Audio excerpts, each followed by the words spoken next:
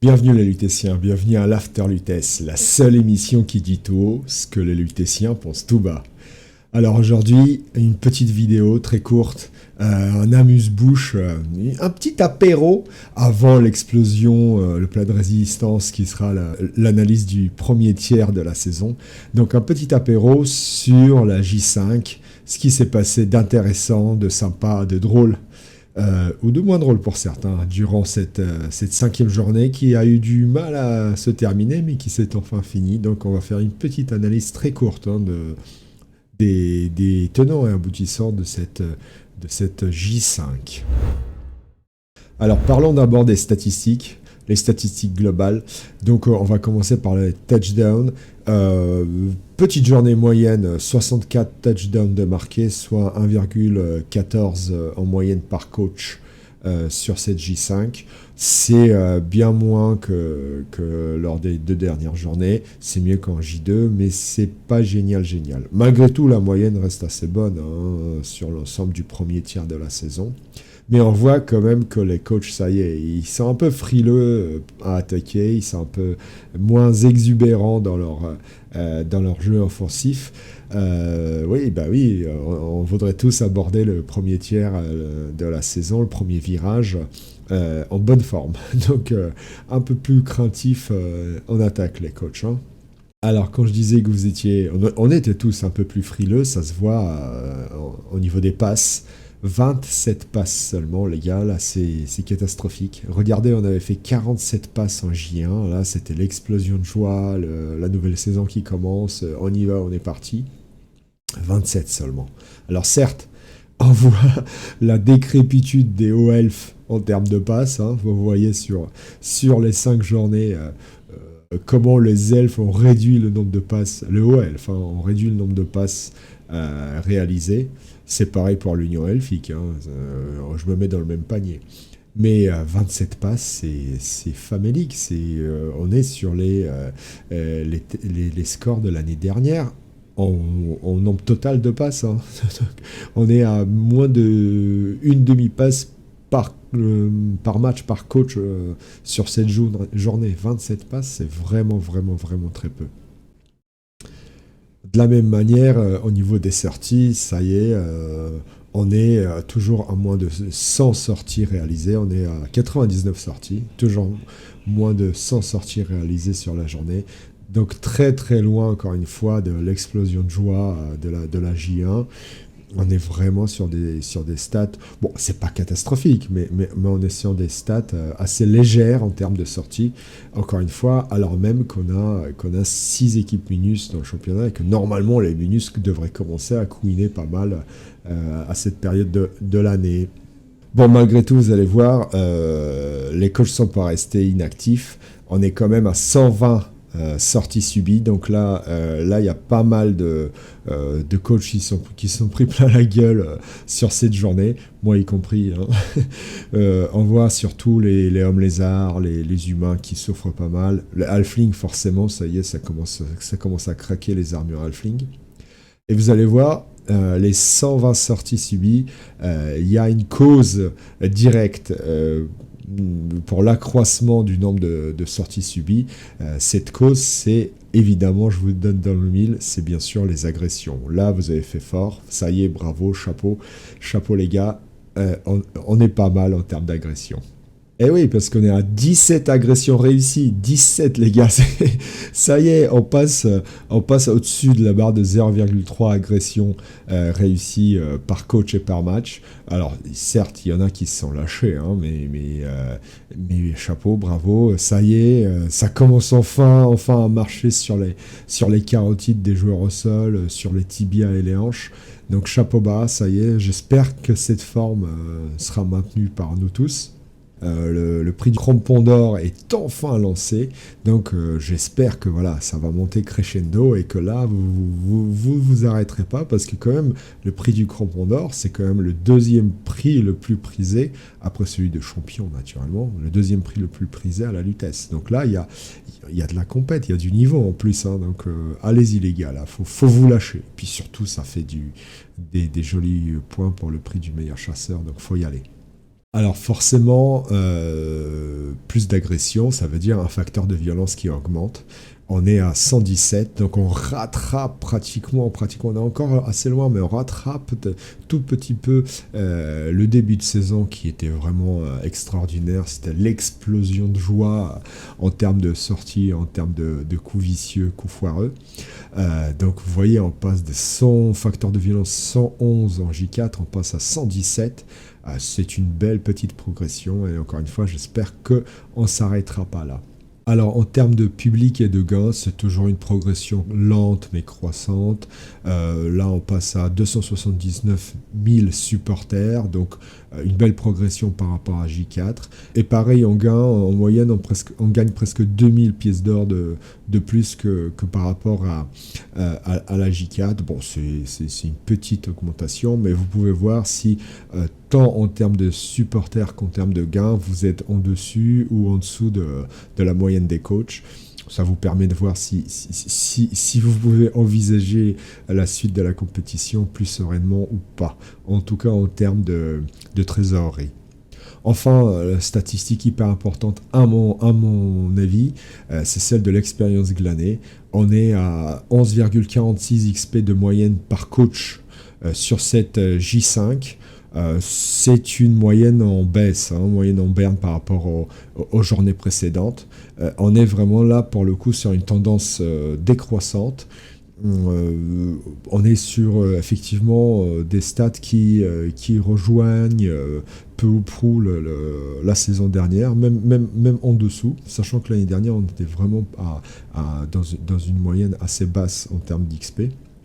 Alors forcément, moins d'XP, ça veut dire moins de sorties, moins de compétences nouvelles pour les joueurs et surtout le moindre joueur un peu compé qui est mort ou mis à la retraite, ça va se ressentir tout de suite dans la forme des équipes parce que forcément ça fait un gros coup sur l'expérience des différents rosters et des différentes équipes. Donc là, attention les gars, si on continue comme ça, le championnat ne risque pas d'aller dans l'exubérance et le beau jeu, ce sera plutôt laborieux et on s'attend à plutôt, si ça continue comme ça, on s'entend plutôt à du gros combat au milieu de terrain et peu de joueurs qui performent vraiment. Bon, on a quelques stars, on le verra bien sûr dans une autre vidéo, mais là on est vraiment sur une tendance assez basse. C'est vraiment oui, c'est le pire résultat sur ce début du championnat. Et là encore, on voit bien que les coachs, nous tous, on est un peu plus frileux pour attaquer, pour faire des belles actions, pour faire des passes, pour essayer de faire scorer nos positionnels. On est vraiment sur une tendance sécuritaire. On essaye de bien finir, de bien entamer ce premier virage et bien finir ce premier tiers de la saison plutôt que de faire performer nos stars. Bien sûr, il y a des exceptions à ce principe, on le verra plus tard, mais la tendance est quand même celle-ci. Parlons maintenant de la forme et de la méforme des différents rosters. Et quand on parle de forme, comment ne pas mentionner les meilleurs d'entre nous? Les plus opiniâtres, les plus téméraires, tout simplement les plus vaillants, les plus combatifs, à savoir les petits halflings. Les petits halflings, messieurs les lutétiens, sont à 2 points en moyenne sur cette J5. 2 victoires, 1 défaite, mais 2 victoires quand même, alors même que l'on pensait que ça y est, que ça allait s'écrouler à partir de cette fin de premier tiers de la saison. Effectivement, en J4, c'était, ça y est, il revenait à la norme, et ça y est, c'est reparti à la hausse, la forme est repartie en J5, 2 victoires et une seule petite défaite. Bravo la Halfling, sérieusement. Certes, c'est qu'un début de saison, certes, il y a la fac qui vient de changer, on en reparlera. Mais là, il faut le souligner, bravo, chapeau, bravo la Halfling, je suis fier de vous. Alors la Halfling, c'est génial, mais que dire des incroyables Snotlings? Les Snotlings, en J5, c'est 2 victoires, 0 défaite. 2 victoires, 0 défaite, les gars.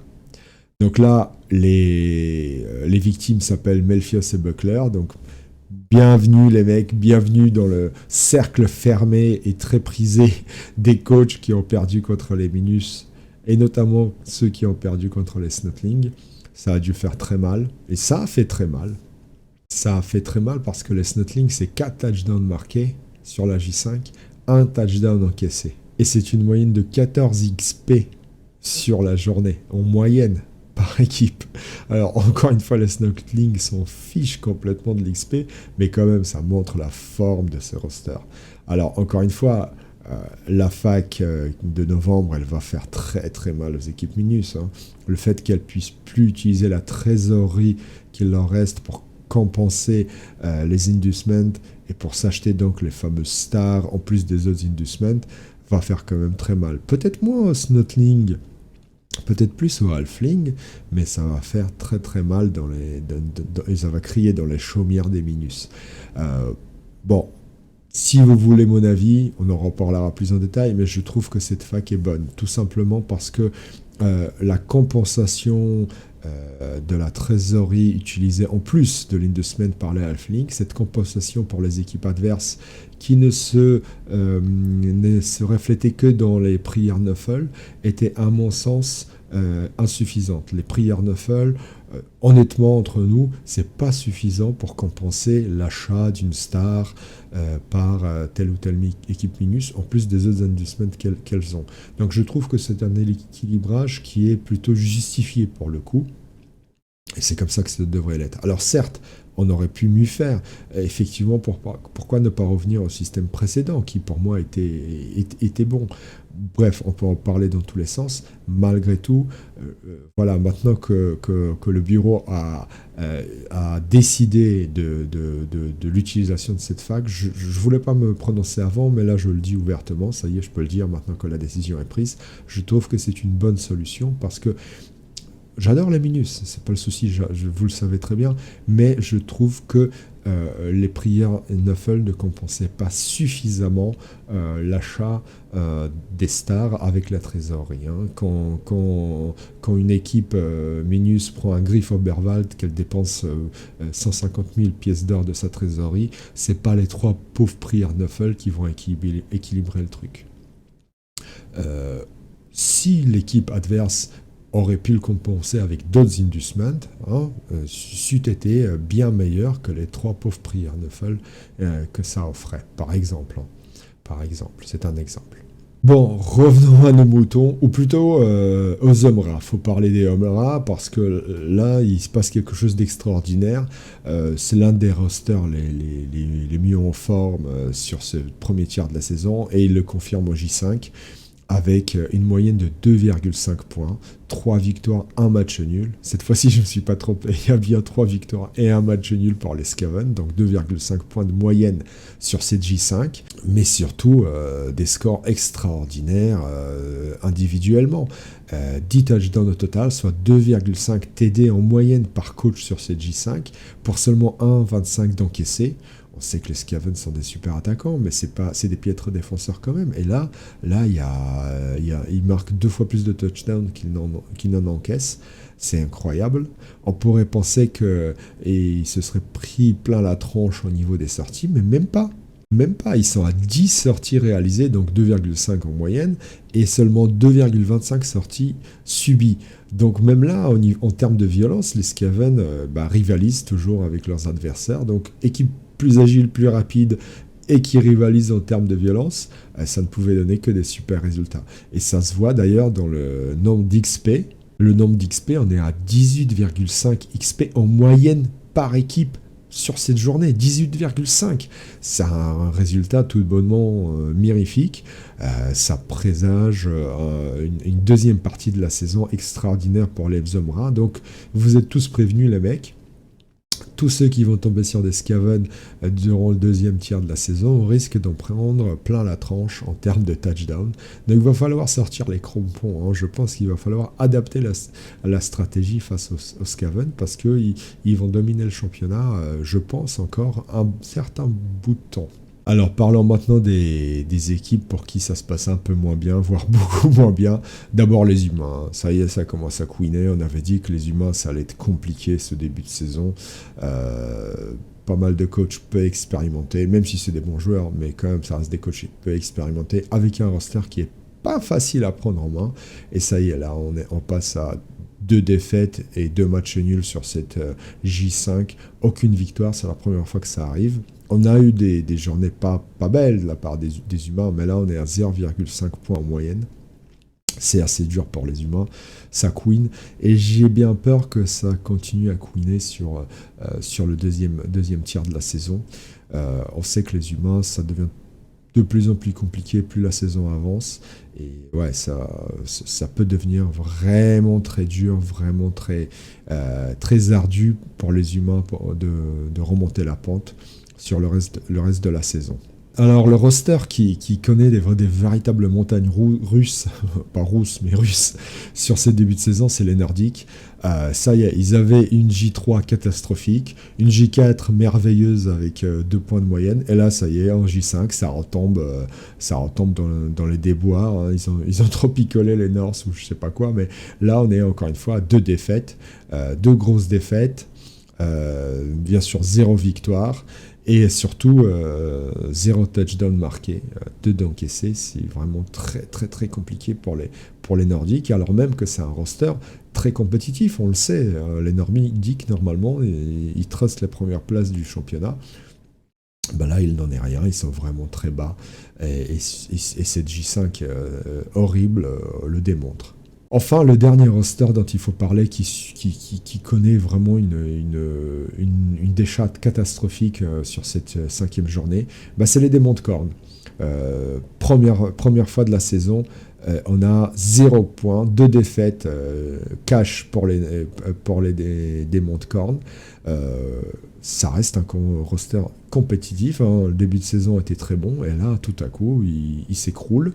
Il s'écroule parce que un seul touchdown marqué pour 3 d'encaissés, mais surtout, 2 petites sorties réalisées au total.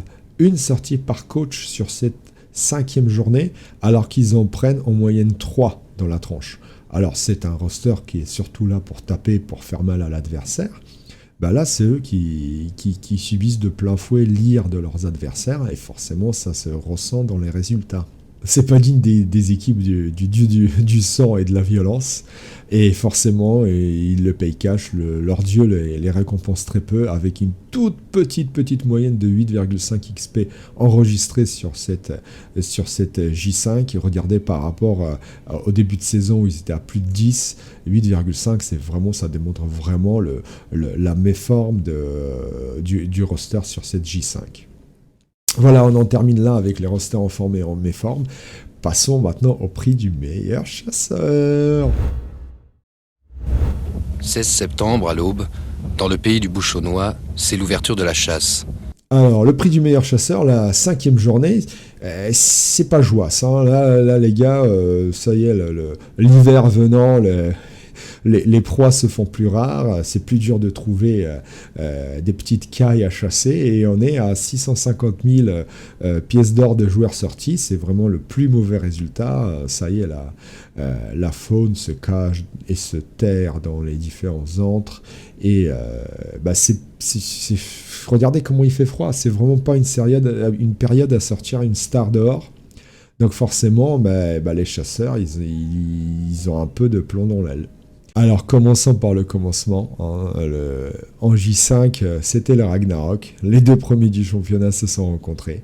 On a le Duck contre Baba Yara, et forcément le vainqueur de ce match, et celui qui faisait le plus de mal à l'autre, prenait une belle longueur d'avance, et les dieux ont décidé de favoriser Baba.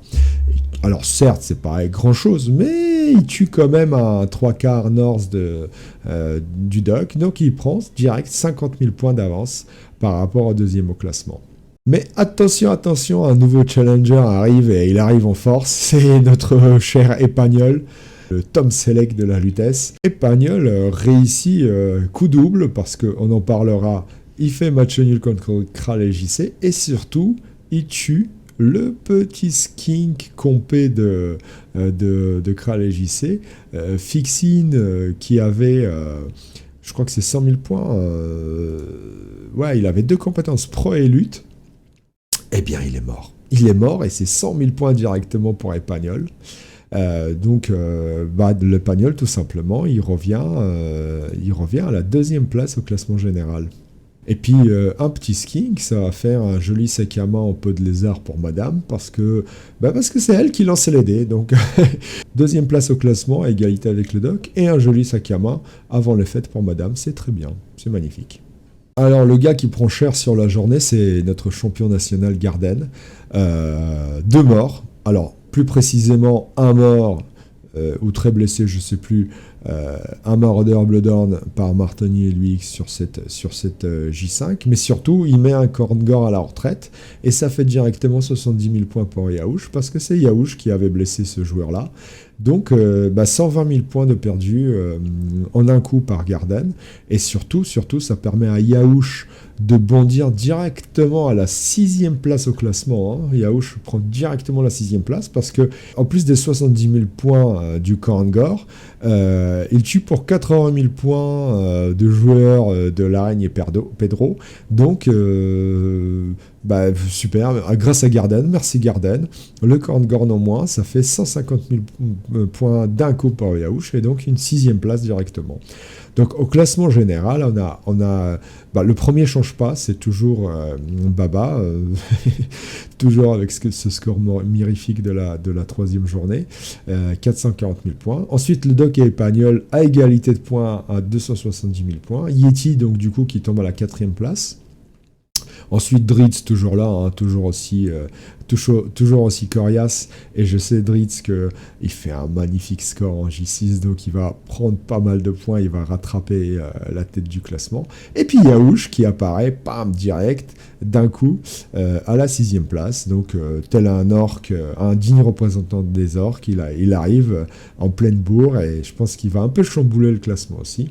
Et puis Olivier Dulac qui avait commencé la saison d'une magnifique façon, forcément, on a le fling, il stagne, il pensait battre tous les records, non, il est toujours à 140 000 points. Donc tu vois, Olivier, c'est pas si facile que ça, le concours du meilleur chasseur. D'autres joueurs ont pris l'avantage sur toi. Enfin bref, 650 000 points, c'est pas jouasse, c'est pas mal quand même, vu la période de l'année, mais j'espère que vous allez vous rattraper en J6. Alors, premier petit événement de la journée, le Saurus de Fracasse. Le Saurus de Fracasse, vous savez, prix sûr, celui qui a pris dextérité, enfin prix sûr comme compétence, où on avait dit que c'était n'importe quoi. Vous savez quoi, premier match où il tente de ramasser la balle, et il y arrive, et ça permet à Fracasse de gagner son match contre Dexine 2-1. Donc les cris d'Orfray de Dexine se répercutent encore entre les murs de la revanche. Mais oui, il a subi de plein fouet la stratégie avant-gardiste, l'autre manière de penser Blood Bowl de la part de Fracasse. Et il faut l'avouer, bravo Fracasse, il faut avouer que pour le coup, t'avais tout bon, parce que ton Saurus te permet de gagner le match en chopant cette putain de balle. Donc, chapeau bas, rien à dire. Je sais pas si ça marchera tout le temps, mais là, ça a marché. Top. L'autre événement d'une importance capitale pour notre Lutèce, Epagnol qui marque son premier touchdown de la saison. J5, les gars, J5, premier touchdown. Alors, en plus, ça s'est passé lors du gros multiplex où il y avait plus de 20 joueurs de la Lutèce. Je peux vous assurer que toute la revanche applaudit, même ceux qui ne jouaient pas à Blood Bowl ont applaudi. Ils ne savaient pas pourquoi ils applaudissaient, mais tout le monde a applaudi. Premier touchdown, et ça y est, il est parti. Et en plus, vous savez quoi, ça lui a porté bonheur et chance parce que il gagne son match en J6. Donc ça y est, Epagnol est parti, ça y est, il s'envole vers d'autres cieux. Mais faut le souligner quand même. En orc, premier touchdown à la J5, faut le faire quand même. Il y arrive, il y était arrivé, donc bravo à lui. Alors là, événement d'importance capitale, le premier mutant est né, ça y est, c'est Noël qui arrive bientôt, le petit Jésus, bah là ce n'est pas le petit Jésus qui est né, c'est le petit skink arcanoïde des Sotek Rampage de Dritz, ça y est, plus un en mouvement, j'imagine qu'il avait espéré le plus un en agilité, mais plus un en mouvement sur un skink, c'est bonnard. Je pense qu'il va faire des ravages parmi les défenses adverses. Et puis surtout, ça fait une cible tac sur la tête du petit skink parce que tous les chasseurs vont vouloir le chasser. Donc, l'histoire retiendra que le premier mutant de la Lutèce saison 2022-2023 est né lors de la 5e journée dans le match entre Dritz et Kossus, remporté par Dritz. Il ne pourrait pas en être autrement. Enfin, dernier petit événement drôle, je trouve drôle pour ma part, et puis on voit que c'est là qu'on voit que le hasard fait parfois de drôles de choses. Notre petit rookie Gobbs, qui s'en sort plutôt pas mal avec ses chaotiques finalement, eh bien, 3 journées, entre la J3 et la J5, il a rencontré 3 ELF. Et vous savez quoi ? 3 victoires. Donc ça y est, on peut dire que Gobbs est véritablement la némésis des ELF sur ce début de saison en tout cas. Je crois qu'il en rencontre un après en J8. Regardez-moi ça, le petit Azraag est appelé en J8. C'est bientôt, donc on va voir s'il s'en sort mieux que ses 3 copains. Sobek, Hank Morkpork et Nico, qui sont pris à chaque fois 2 touchdowns par les chaotiques de Gobbs. Donc bravo Gobbs, ça te permet d'avoir déjà 3 victoires après un début de saison difficile, 3 victoires, donc tu te rattrapes très bien sur un début de saison compliqué. Et peut-être que là, tu as espoir de voir les playoffs, même si on sait qu'en KO... les hauts suivent très vite, ils sont très vite suivis par des bas, et que c'est une saison avec du chaos et chaotique. Ouais, c'est le mot. On en a vu d'autres qui se sont écroulés par le passé. On l'espère pas pour toi, mais attention, surtout que, regardez, dès la J6, c'est une première défaite pour Gobbs face à Epagnol. Donc, destin croisé. Il y en a un qui commence à performer alors que l'autre peut-être s'effondre. Derrière, Founi, Azroag. On en parlera plus en détail dans la vidéo qui va suivre, à savoir celle sur le premier tiers de la saison. Elle arrive très bientôt, ne vous inquiétez pas. Sur ce, je vous dis donc à très bientôt, à très vite, et puis agressez bien les gars, hein, parce que la Lutèce elle est là pour ça aussi. Ciao les gars. No one likes us, we don't care. No one likes us, we don't care. No one likes us, we don't care. No one likes us, we don't care.